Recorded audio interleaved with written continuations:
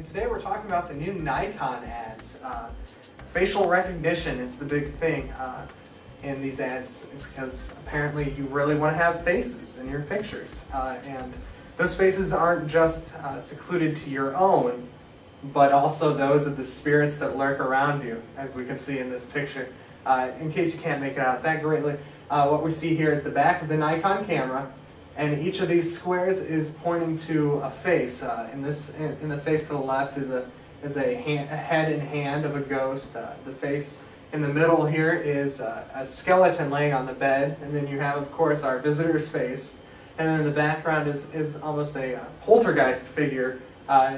It's hard to claim that it's a face, but like all ghost shows, you can stretch the imagination just a little bit. But this is the Nikon 560, and it detects up to 12 faces. So, Mark, what do you think about this ad? Well, what I love about this whole campaign is that it sort of harkens back to the history of photography and cinema in a rather playful way.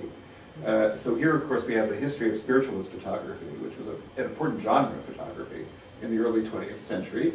For many people who believed, in fact, that the image of spirits was being captured. And that's always fascinating. This continues into Loch Ness photography and even photography of UFOs and so forth, is that on the one hand, photography is a technology of scientific knowledge that summons up the Heideggerian world picture. We know scientifically the world because photography shows it to us. And yet photography also opens up fissures, everything that doesn't work. That photography signals, for example, in spiritualist photography, or the fuzzy image of the UFO, everything that doesn't fall within the reading protocols of modernity. So photography always has two sides, and consciously or unconsciously, the designers of this ad campaign have just picked up on that wonderfully. I love the floating head there being held, the sort of photoshopped in head of the visitor in the hotel room. It's delightful. It kind of plays on this idea that we don't know death except for death as an image. Because, well, we can't explain what happens after death. We can only explain the image that we see at the current. And I think, especially in the center body, which you can't see all that clearly, but you can search for the ad and find it, is it kind of harkens back to that death photography, when people would reposition bodies to take the picture as if the body was living and just sleeping. So in a way, it kind of harkens back to that as well. I think there's a lot of different narratives being played in this one picture. Oh yeah, and Walter Benjamin noted that early photographs really were examples of the cult of the ancestors, and postmortem photography is a wonderful example of this, the genre you mentioned, securing the shadow, but this one is especially delightful. But all the campaign is intriguing. There's another one, let's see if we can bring that up, a rather racy one in which two young women, semi-clothed, seem to be cavorting. But the key thing is not so much that the camera goes on these faces, but more importantly that it goes on the other faces in the windows behind the voyeurs that are peering in a sort of almost homage to Hitchcock's Rear Window, perhaps. They're looking at the figures who are in turn looking at us. Well, I think it's interesting also, if you look at the hand on the camera here, compare it to the hand of the visitor in the hotel. The hand of the visitor in the hotel had long nails. This is a guy. So it's interesting how they're targeting the ads here. If you look at the voyeurs in the windows and the fellow behind the curtain there, it's the male gaze. It's a very particular male gaze too, because without this, I don't know what you've discussed so far, but without this being a total like Lolita situation, it has to be, or one would assume it's somebody either of a similar age, whether I'm going to say, you look really young to me, but I'm an old lady. So these gals, let's say they're 17.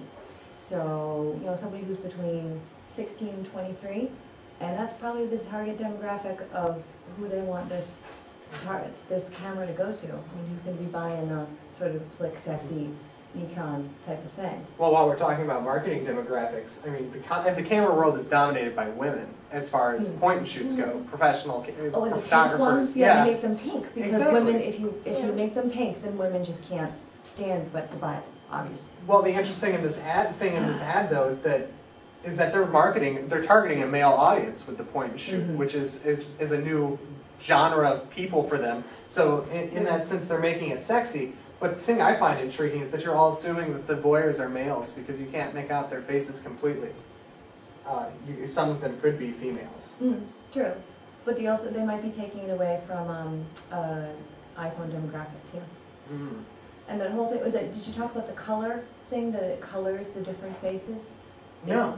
I've already seen this a little bit, I read this somewhere else, where, this is part of the 24 different faces that it zooms in on. There are certain faces that I don't know much more other than this, that it changes the hue and the color of them. Ah, so it automatically kind of photoshops it for you. Right. It tells you what beautiful is in your picture. Basically, yeah. I can go to the archives of a feminist website a blog that I read, that I remember they were talking about those two things, like problematic in some levels. The third one that we might talk about is this one, where you have the sort of safari adventure, and it's a little hard to see, but there are faces here. They're sort of prototypical primitives, natives. One of them's holding a skull rather ominously, and others that could be Amazonian or something like that are all in the background here, sort of peering out. Looking at this, it's kind of funny. I think there's actually a Napoleon Chagnon photo that looks very similar to this from when he was doing work with the Yanomamo. Right. I mean, all of these are densely intertextual, and of course,